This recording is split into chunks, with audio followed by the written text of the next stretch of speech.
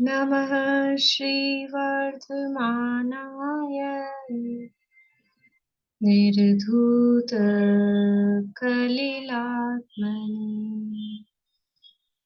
सालोकानां त्रिलोकानां यद्विद्यातर्पणायति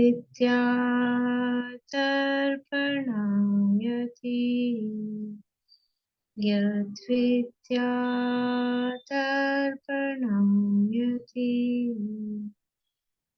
सकल पाप मल प्रक्षालक श्रीवर्धमान को करूँ नमन लोकालोक प्रकाशित कर जिनकी विद्या है दर्पण जिनकी विद्या है दर्पण।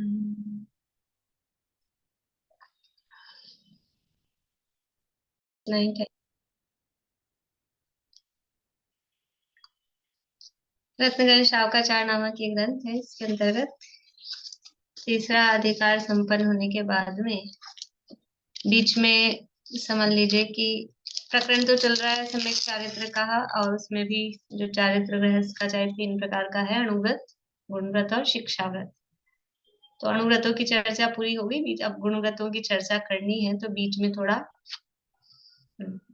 ब्रेक लिया, ब्रेक मतलब थोड़ा चेंज किया है। तो यह परिशिष्ट के रूप में कुछ अध्यात्म की बात, कुछ सिद्धांत की बात ये यहाँ पर कर रहे हैं। तो कल हमने देखा था रहस्यपूर्ण चिट्ठी के आधार पे निर्विकल्प अनुभव किसे कहते हैं, ये यहाँ पर बताया गया था कि सबसे पहले अपने आत्म स्वरूप का भेद विज्ञान करे, कर्म नो कर्म से, शरीर से, कर्म नो कर्म से, मोह राग द्वेष आदि विकारी भावों से अपने को भिन्न जाने, और फिर अपने चिदानंद शुद्ध एक अखंड ऐसे आत्म स्वरूप का विचार करे। तो उसी में एक आनंद की तरंग उठती है, रोमांच आता है, और फिर वो अपने आत्मा का स्वरूप ही भासने लगता है, और ध्यान ध्याता ध्येय ऐसा कोई विकल्प वहां नहीं रहता है। ये परिशिष्ट की चर्चा ये अपनी चल रही, पेज नंबर 119 है रत्नकरण शावकाचार में।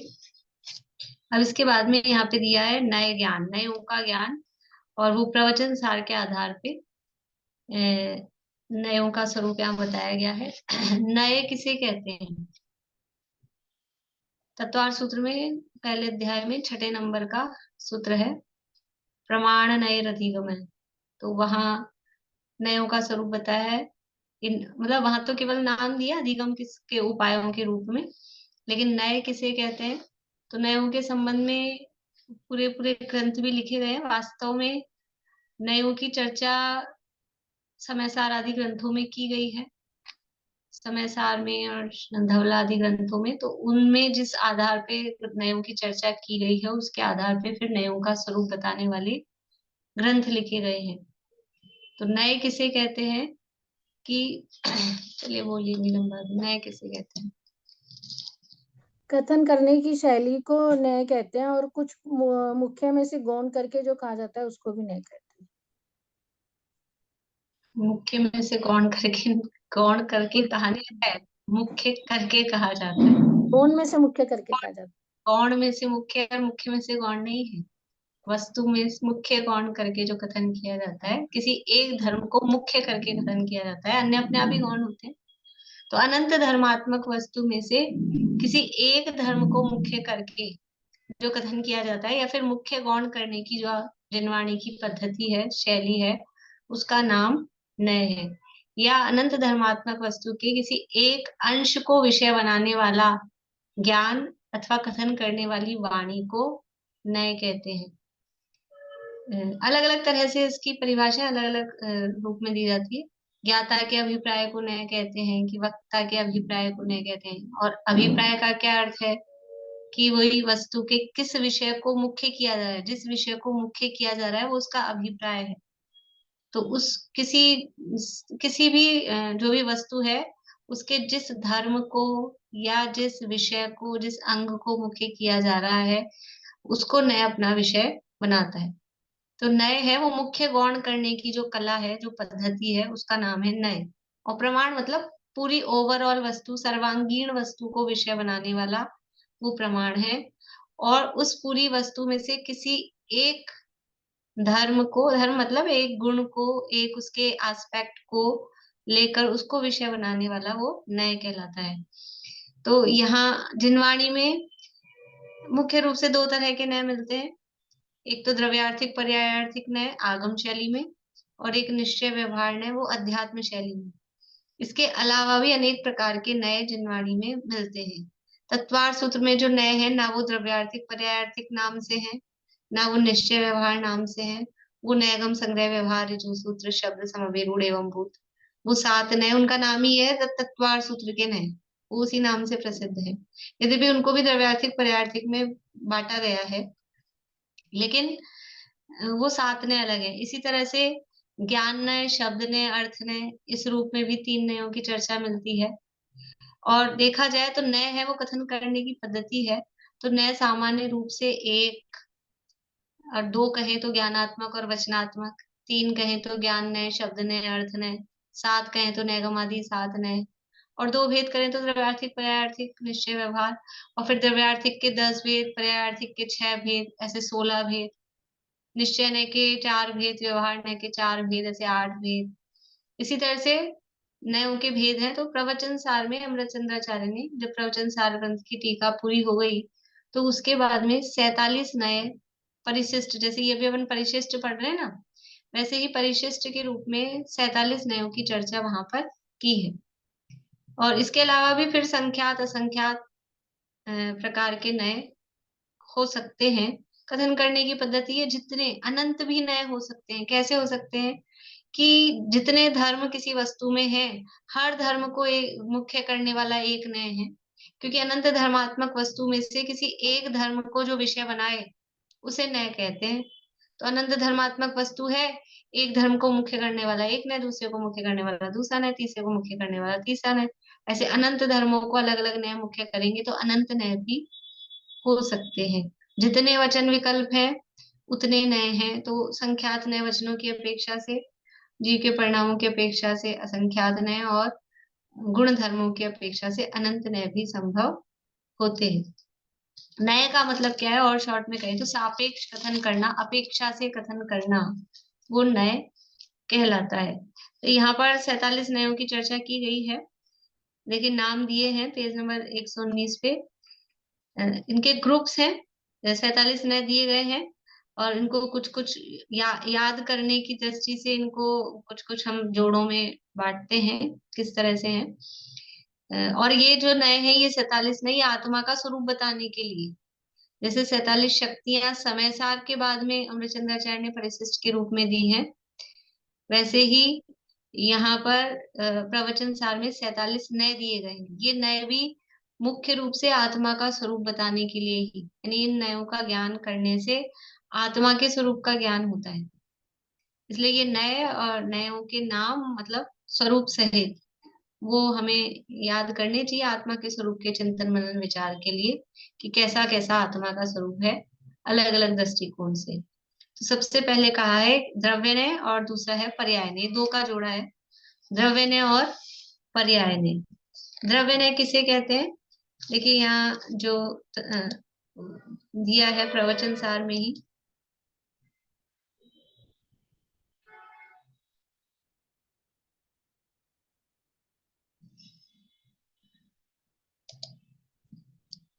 देखिए यहाँ पढ़ के बताती हूँ आपको। संस्कृत नहीं पढ़ते, सीधा हिंदी से पढ़ते हैं।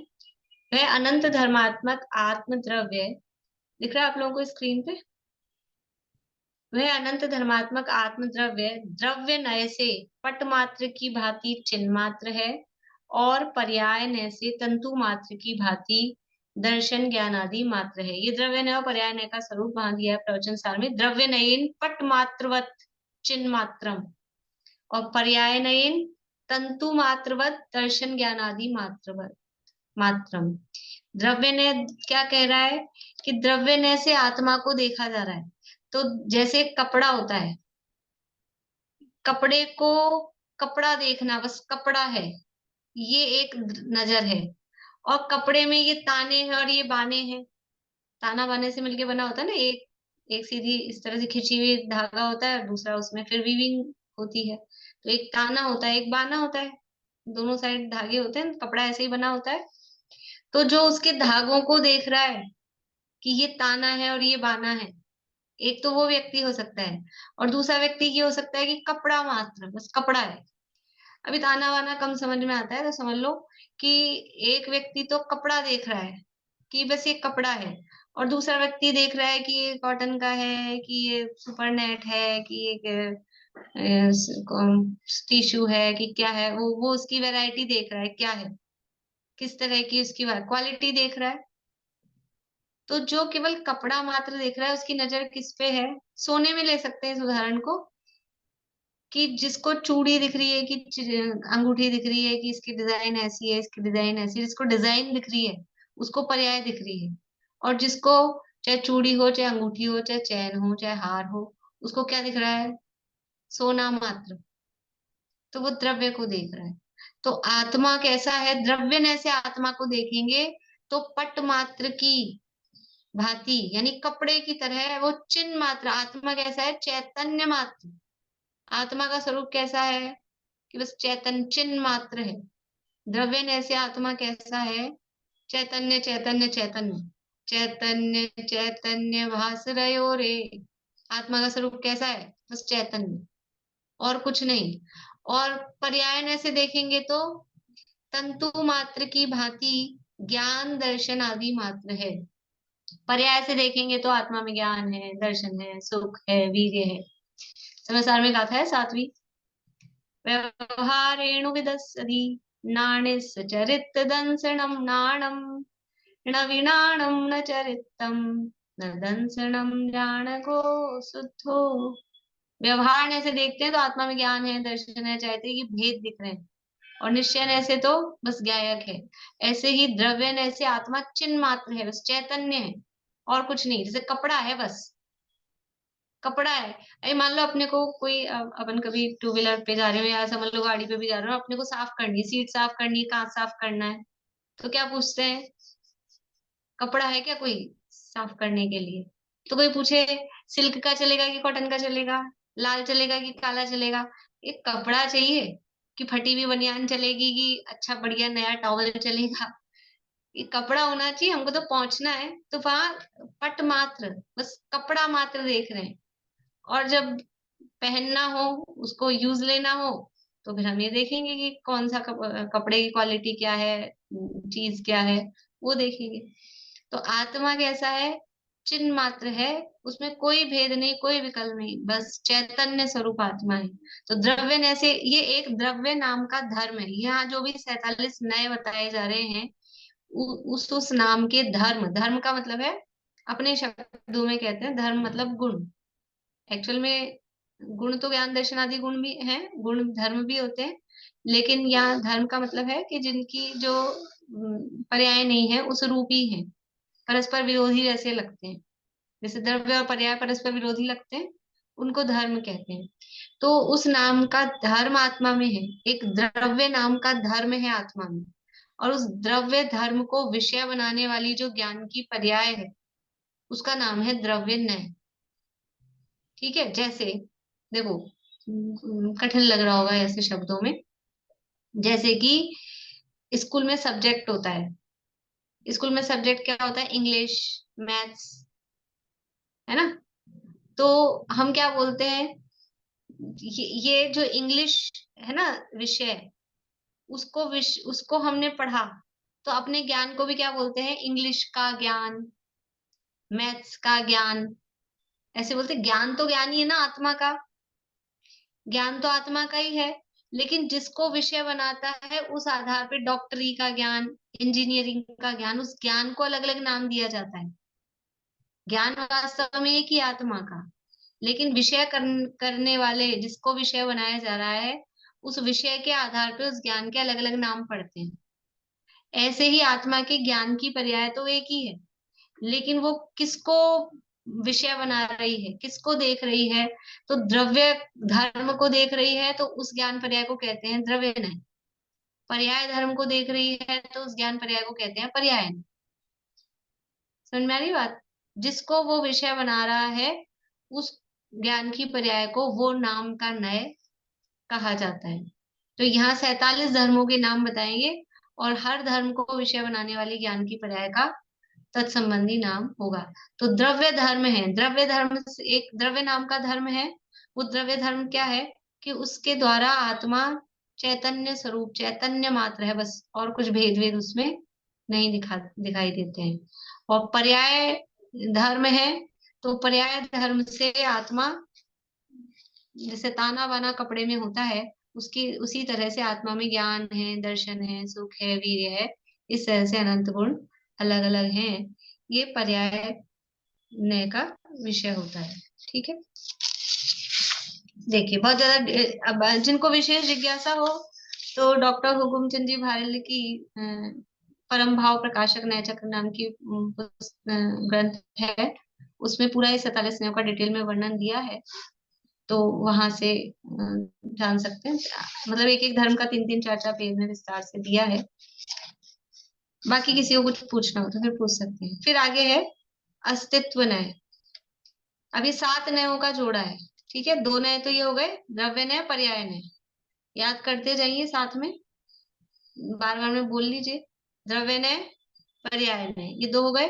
फिर इसके बाद में है अब 7 का ग्रुप है। 7 कैसे याद हो जाएंगे कि सप्तभंग नाम याद होंगे आप लोगों को, कुछ लोगों को तो उस आधार पे नाम है अस्तित्व न्याय, नास्तित्व न्याय, अस्तित्व नास्तित्व न्याय, अवक्तव्य न्याय, अस्तित्व वक्तव्य न्याय, नास्तित्व वक्तव्य न्याय और अस्तित्व नास्तित्व अवक्तव्य न्याय। ये 7 न्याय है सप्तभंग से संबंधित। अस्तित्व न्याय, अस्तित्व नाम का एक आत्मा में धर्म है। अस्तित्व ने क्या कहता है अस्तित्व धर्म, कि आत्मा अपने स्व चतुष्टय से है, स्व द्रव्य, स्व क्षेत्र, स्व काल और स्व भाव की अपेक्षा से वो है, अस्तित्व उसका अस्तित्व है। एक उदाहरण दिया है, वो उदाहरण थोड़ा सा शायद कठिन हो सकता है, उसकी लैंग्वेज कठिन पड़े, देख लीजिए।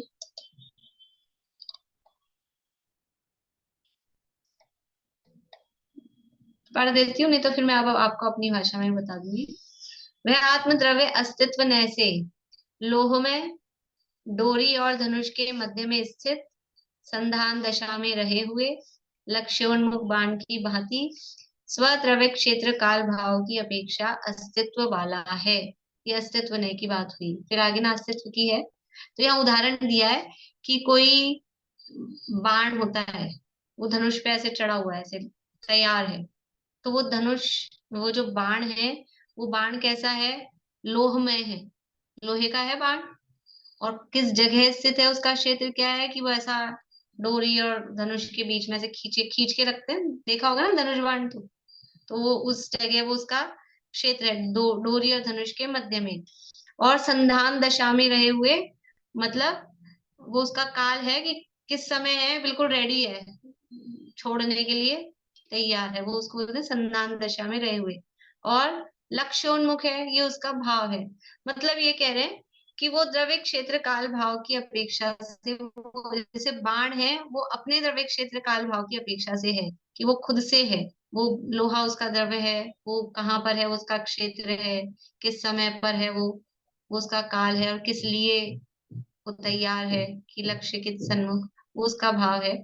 वैसे ही जो आत्मा है, वो आत्मा भी स्वद्रव्य क्षेत्र काल भाव की अपेक्षा से अस्तित्व वाला है। उदाहरण के बजाय वैसे मेरे ख्याल से ज्यादा सरल रहेगा कि प्रत्येक द्रव्य है वो अपने से है, अपना स्वयं से है, ये उसका द्रव्य स्वयं के ही क्षेत्र में है, अपने असंख्यात प्रदेशी आत्मा अपने असंख्यात प्रदेशों में है, वो अपना क्षेत्र है। और अपना ही जो भी पर्याय उत्पन्न हो रही है वो काल है। और अपने ज्ञान दर्शन आदि जीव के जो भाव हैं वो उसके भाव हैं। तो मैं अपने द्रव्य क्षेत्र काल भाव से हूं, पर के कारण से मैं नहीं हूं, किसी और के कारण, पर द्रव्य के कारण मेरा अस्तित्व है, ऐसा नहीं है। तो अस्तित्व नय से आत्मा अस्तित्व वाला है, बस इतना कहना है। आत्मा का अस्तित्व है कि नहीं है, आत्मा का अस्तित्व है कि नहीं। जब भी अस्तित्व की बात आती है तो अस्तित्व का मतलब है स्वद्रव्य क्षेत्र काल भाव से वो है। उसका नाम है अस्तित्व। कि जो भी वस्तु है वो अपने से है। तो अस्तित्व न से आत्मा है, अपने अस्तित्व वाला है, इतना समझ लीजिए। और नास्तित्व न से, नास्तित्व न से पर द्रव्य रूप नहीं है, पर क्षेत्र रूप नहीं है, पर काल रूप नहीं है, पर भाव रूप नहीं है। तो और सरल भाषा में कहें तो अस्तित्व न से मैं हूं, मेरा अस्तित्व है। और नास्तित्व न से कहेंगे तो मैं नहीं हूं। अच्छा बताइए, मैं हूं कि नहीं हूं? मैं हूं कि नहीं हूं? मैं हूं हाँ या नहीं हूं?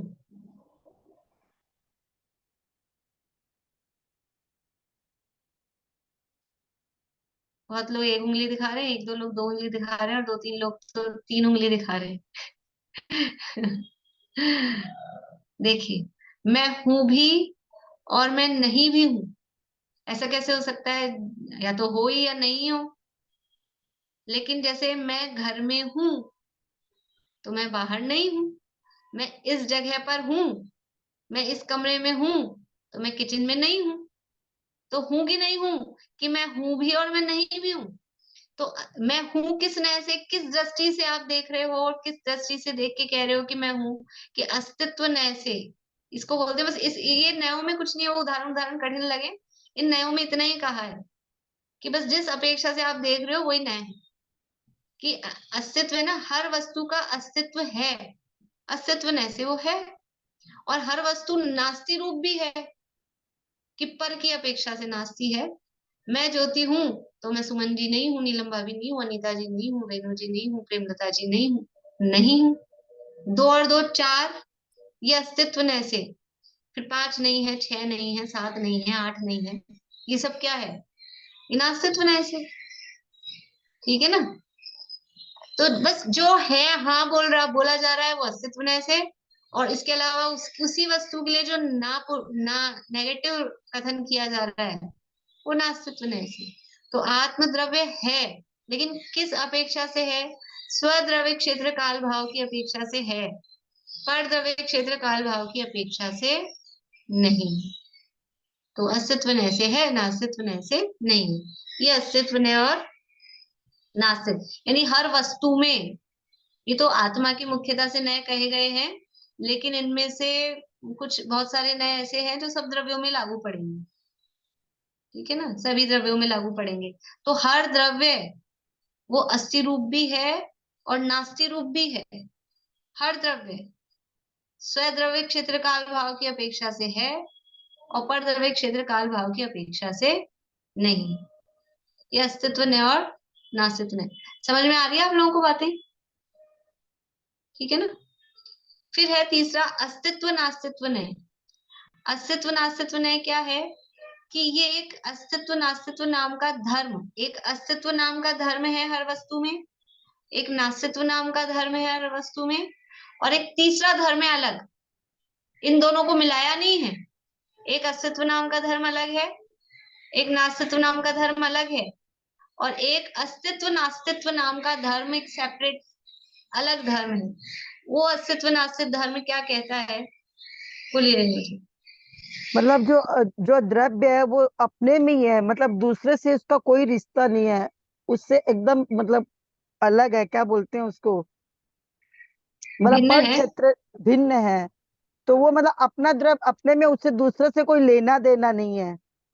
वो जो वही हो गया, मतलब स्वद्रव्य में और पर द्रव्य में नहीं है। नहीं है, पर वो निमित्त निमित्त एक संबंध बताए जाते हैं, वो अलग बात है। लेकिन मैं अपने से हूं किसी और से, यानी हर द्रव्य अपने से है, किसी और के कारण नहीं है। ठीक है ना? वो ये जैसे यहाँ बता। ये जो अहो चैतन्य आनंदमय में जो दूसरा लाइन है वैसा ही हो गया ये, किसी से कुछ नहीं लेना, किसी को हाँ उस। हाँ। या वो भी है। या फिर हम जब भी किसी वस्तु के संबंध में जब नेगेटिव कथन करेंगे, नेगेटिव अप्रोच पे जाएंगे, तो वो जब नास्ती परक जो कथन किया जाएगा वो किस अपेक्षा से कहा जाएगा? जब भी कभी किसी वस्तु के लिए नास्ते मतलब नेगेटिव कथन किया जाएगा, तो वो किसके लिए? कि वो पर की अपेक्षा से नेगेटिव, अपनी अपेक्षा से नहीं है, ऐसा नहीं होता। हर वस्तु अपनी अपेक्षा से तो है।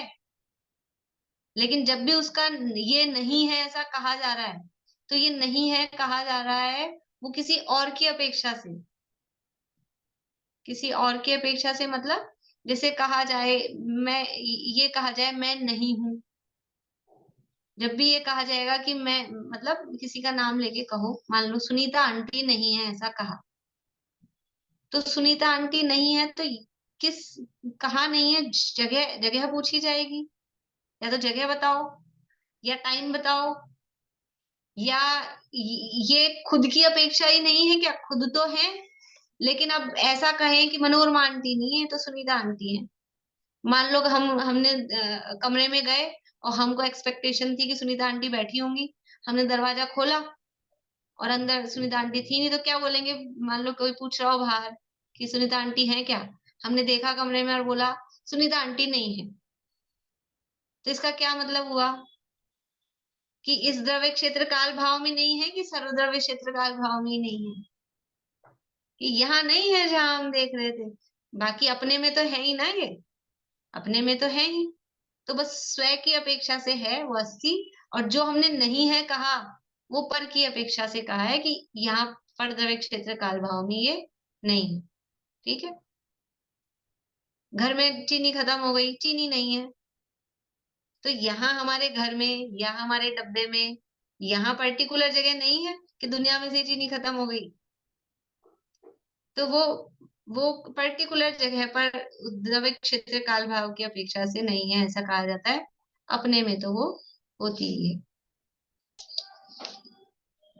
जैसे मैम फिर घर में अब किसी की अपेक्षा से कुछ है, किसी की अपेक्षा से कुछ है, तो वहां पे हम कब है कब नहीं? वो अलग है, वो स्यादवाद वाली अपेक्षा अलग है कि किसी अपेक्षा से माँ है, किसी की अपेक्षा से चाची है, किसी की अपेक्षा से बुआ है, वो स्यादवाद वाली अलग है। अभी यहाँ केवल अस्सी नास्ती की बात चल रही है, वो भी अपेक्षाएं हैं, वो डिफरेंट है।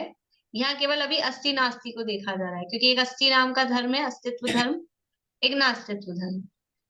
ठीक है, फिर तीसरा है अस्तित्व नास्तित्व, कि एक साथ दोनों को देखा, दोनों को मिलाया नहीं, लेकिन एक साथ दोनों को देखने रूप भी धर्म ये आत्मा में है, कि आत्मा एक साथ ही अस्ति रूप भी है और नास्ति रूप भी है। यानी कि वस्तु का जो अस्तित्व है वो, देखिए, अस्तित्व नास्तित्व से आत्मा स्व पर द्रव्य क्षेत्र काल भाव की अपेक्षा अस्तित्व नास्तित्व वाला है, स्वपर द्रव्य क्षेत्र काल भाव की अपेक्षा, अपने और दूसरे दोनों को एक साथ देखेंगे तो स्वपर द्रव्य क्षेत्र काल भाव की अपेक्षा अस्तित्व वाला भी है और नास्तित्व वाला भी है। जब एक साथ करके देखेंगे तो वो दोनों धर्म एक साथ आत्मा में दिखाई देंगे। फिर तीसरा है अवक्तव्य न्याय। अवक्तव्य न्याय क्या कहता है कि जो आत्मा का यानी वस्तु का जो स्वरूप है, वस्तु के स्वरूप का कथन नहीं किया जा सकता। ये अवक्तव्य न्याय कहता है कि वस्तु है लेकिन एक साथ वस्तु का कथन नहीं किया जा सकता है। जब हम ये बोलेंगे, कुछ भी बोलेंगे, जैसे कई बार मैं कहती हूँ दो लोग फर्स्ट आए एग्जाम में, तो हम दोनों का नाम एक साथ ले रहे हैं, एक साथ कैसे लेंगे आप, एक साथ एक लाइन में लिखेंगे नाम, लिखेंगे भी तो एक का पहले और एक का बाद में, ऐसा ही होगा ना, एक साथ कथन नहीं किया जा सकता है। तो ये अवक्तव्य न्याय यही कहता है कि वस्तु स्वद्रव्य क्षेत्र काल भाव की अपेक्षा से है, परद्रव्य क्षेत्र काल भाव की अपेक्षा से नहीं है, लेकिन एक साथ वो वस्तु का कथन नहीं किया जा सकता है, इसलिए उसको कहते हैं वस्तु अवक्तव्य है। तो एक अवक्तव्य नाम का धर्म है वस्तु में, हर वस्तु में एक अवक्तव्य नाम का धर्म होता है, जिसके कारण से वो वस्तु को पूरा का पूरा नहीं कहा जा सकता है।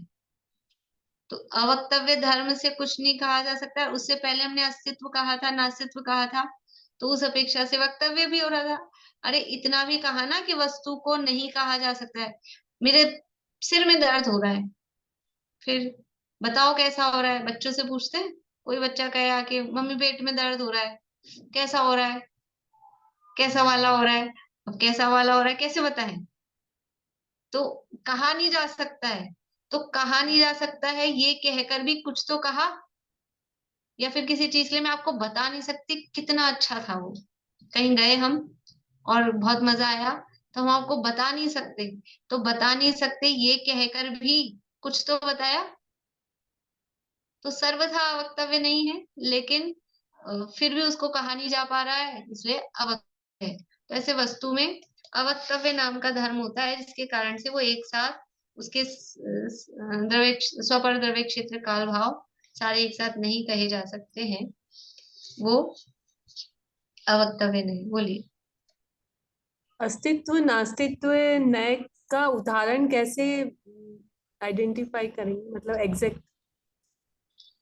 जब यानी अस्तित्व नए से, यानी अस्तित्व धर्म से आत्मा को देखा जा रहा है, किसी वस्तु की एग्जिस्टेंस, उसके अस्तित्व से उसको देखा जा रहा है। तो जिस समय उसको देखा जा रहा है उसी समय वो किस दृष्टिकोण से हम देख रहे हैं कि हम अस्तित्व नए से देख रहे हैं।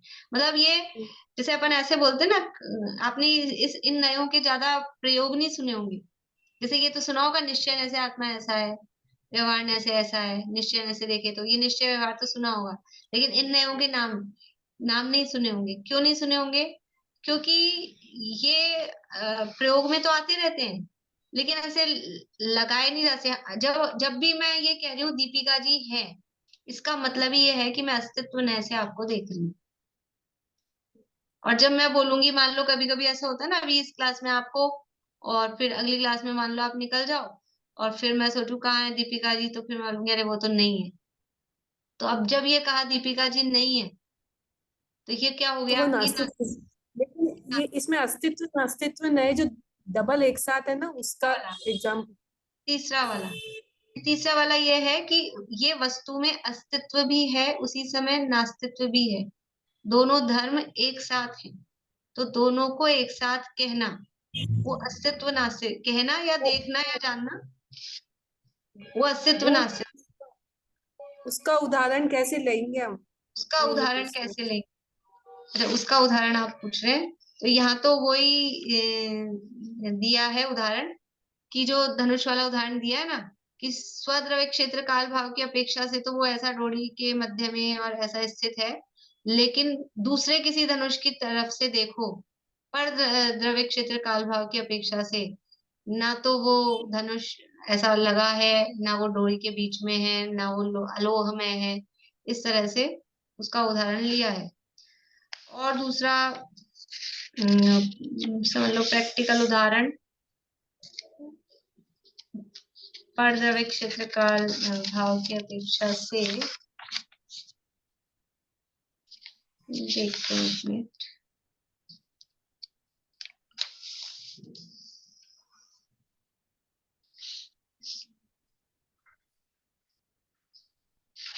अस्तित्व नाश, जैसे एक साथ हम देखेंगे ना, मान लो किसी को भी, बोलिए सुमन जी।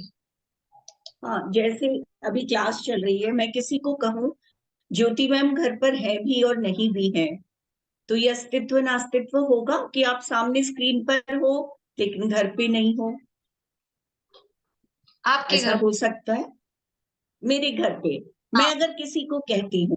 हाँ, हाँ, ऐसा ले सकते हैं, इस तरह से ले सकते हैं कि मान लो आपसे कोई पूछे घर में हाँ। कि है क्या ज्योति मतलब जी है? आपकी आवाज आ रही है, आपकी हाँ, आवाज आ रही है, मैं कह रही, है वो भी और मुझसे पूछ रहे हैं। नहीं, उस अपेक्षा से कह सकते हैं। हम्म हम्म मतलब वो भी एक देशी लगेगा। यहाँ तो स्वद्रव्य क्षेत्र काल भाव की अपेक्षा से उसी समय है, और परद्रव्य क्षेत्र काल भाव की अपेक्षा से उसी समय नहीं है। इन दोनों चीजों को एक साथ देखना। तो समझ लो आत्मा अमूर्तिक है, हम्म आत्मा चैतन्य स्वरूप है, और आत्मा रूपी नहीं है। एक साथ हम्म उसी समय उसको कहना, देखना, तो हम्म स्वद्रव्य क्षेत्र काल भाव की अपेक्षा से हुआ, और पारद्रव्य क्षेत्र काल भाव की अपेक्षा से नहीं हुआ।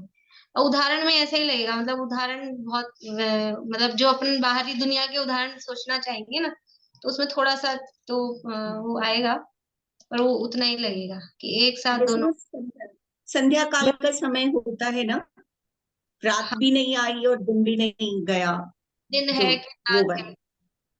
हाँ, कि दिन भी है रात मैम भी है। वो दोनों तो आस्ति रूपी हो गया कि महात्मा अमूर्तिक है और अरूपी नहीं है, मतलब दोनों का एक साथ तो सेंटेंस कुछ, ये जो सांसारिक चीज से ही समझना होगा हम लोगों को, ये तो समझ में नहीं आएगा। हाँ, मतलब इसी तरह से बनेगा कि वो है भी और नहीं भी है, ऐसा करके अस्तित्व और नास्तित्व दोनों तरफ से उसको देखना पड़ेगा। समझ लीजिए कि जैसे अपन ने हलवा बनाया और मीठा कम रह गया, तो उसमें क्या बोलेंगे, चीनी है कि नहीं है? तो कुछ लोग तो ऐसे बोलेंगे चीनी मिठाई नहीं है। तो चीनी तो है, लेकिन जितनी होनी चाहिए उतनी नहीं है। पर ये उदाहरण एक देश ही समझना, बराबर जो उसका स्वरूप है ना, एग्जैक्टली वैसा नहीं बनेगा वो उदाहरण। इसलिए मैं दे मतलब, लेकिन अब समझने के लिए है भी और नहीं भी है, ऐसे दोनों चीजें जो अपन कहते हैं वो इसी रूप से बनेगी। या मान लो कि अ, हम कहीं बाहर जा रहे हैं, घर से निकल गए, एयरपोर्ट पे पहुंच गए या रेलवे स्टेशन पहुंच गए, तो अब आप जयपुर में हो कि नहीं हो, तो अब वो किसी अपेक्षा से अपन बोलते हैं कि अस्तित्व है भी और नहीं भी है, ऐसे करके वो दोनों चीजें एक साथ। पर यहाँ तो यहाँ जो ये नए बताए गए हैं ना, एक्चुअली इनके हम ज्यादा डेप्थ में जाएंगे, मतलब ज्यादा व्याख्या उधेड़ेंगे, तो वो कहीं और पहुंच जाते हैं। इन नयों में ये है कि इन नयों का एक्चुअल स्वरूप ये है कि जिस नाम के नय कहे गए हैं उस नाम का एक धर्म आत्मा में है, और उस धर्म को विषय बनाने वाला जो ज्ञान है, ज्ञान की पर्याय है, उसको ही वो नय कहा जा रहा है। एक द्रव्य नाम का धर्म है, उसको विषय बनाने वाला द्रव्य नय है। एक पर्याय नाम का धर्म है, उसको विषय बनाने वाला पर्याय धर्म नय है। एक अस्तित्व नाम का धर्म है, एक नास्तित्व नाम का धर्म है, एक अस्तित्व नास्तित्व नाम का धर्म है। तो इस धर्म को जो नय देख रहा है, जो चश्मा इसको देख रहा है, उस चश्मे का नाम भी यही, अस्तित्व नास्तित्व नय। जो द्रव्य धर्म को देख रहा है, उस नय का नाम द्रव्य नय। इतनी ही इनकी यानी विशेष रूप से कहा है।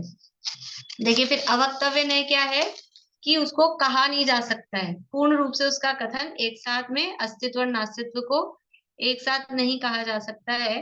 तो उस अवक्तव्य नाम का एक धर्म है वस्तु में। हर वस्तु को पूरा का पूरा कहा नहीं जा सकता है, किसी भी वस्तु को कहा नहीं जा सकता है पूरा, इसलिए हर वस्तु में एक अवक्तव्य नाम का धर्म है। तो उस अवक्तव्य धर्म को विषय बनाने वाला जो ज्ञान की पर्याय है, उसका नाम है अवक्तव्य नय। फिर इसके बाद तीन नय और एक साथ हैं, अस्तित्व अवक्तव्य नय, नास्तित्व अवक्तव्य नय और अस्तित्व नास्तित्व अवक्तव्य नय। अस्तित्व अवक्तव्य नय कि अस्तित्व तो है, लेकिन अस्तित्व के अलावा बहुत कुछ है जिसको नहीं कहा जा रहा है, तो अस्तित्व अवक्तव्य नय का विषय है। फिर दूसरा है नास्तित्व अवक्तव्य नय, कि नास्तित्व है, नास्ति का जो स्वरूप था, लेकिन नास्ति धर्म के अलावा बहुत कुछ है जिसको नहीं कहा जा सकता है, तो नास्तित्व अवक्तव्य नय का विषय है। और फिर लास्ट है अस्तित्व नास्तित्व अवक्तव्य नय, कि वस्तु में अस्तित्व भी है, नास्तित्व भी है, और उसके अलावा भी बहुत कुछ जो धर्म है वो कहे नहीं जा सकते हैं। ऐसे उन धर्मों को विषय बनाने वाले अस्तित्व नास्तित्व अवक्तव्य नय है। इस तरह से ये सप्तभंग के नय कहे जाते हैं। और थोड़ा विशेष थोड़ा विषय ये न्याय का रहता है, तो थोड़ा सा समझ लो क्लिष्ट और रूखा रहता ही है। बहुत ज्यादा गहराई में जाएंगे तो शायद उतना ही वो होगा। देखेंगे कल, अगर आप लोगों को जिज्ञासा होगी तो थोड़ा इसको वापस से लेके आगे की ना, बहुत इंटरेस्टिंग है इसलिए मैं थोड़ा ले रही थी। आगे अभी 6 नए आएंगे ज्ञान से संबंधित, और उसके बाद में आएंगे साक्षी भाव वाले नए। वो साक्षी भाव वाले जो नए हैं वो समझ लो हमारे लिए प्रयोजनभूत है, मतलब आत्म कल्याण के रूप में, और भी ईश्वर ने, अनीश्वर ने, और 5 समवाय वाले भी नए इसमें दिए गए हैं। तो आगे वाले नए काफी अच्छे इंटरेस्टिंग है। ये थोड़ा बस ये सप्तभंगी के नए हैं, इनको समझने में थोड़ी कठिनता पड़ती है। वो विषय न्याय के ना, तो एकदम से हमारी बुद्धि में समझ नहीं आते हैं, इसलिए। बाकी फिर स्वचतुष्टय के 5 समवाय के ये ज्ञान संबंधी साक्षी भाव वाले और अध्यात्म के नए, वो आगे आने वाले हैं। कल इसको अपन और आगे लेंगे। अभी यही पूरा करते हैं।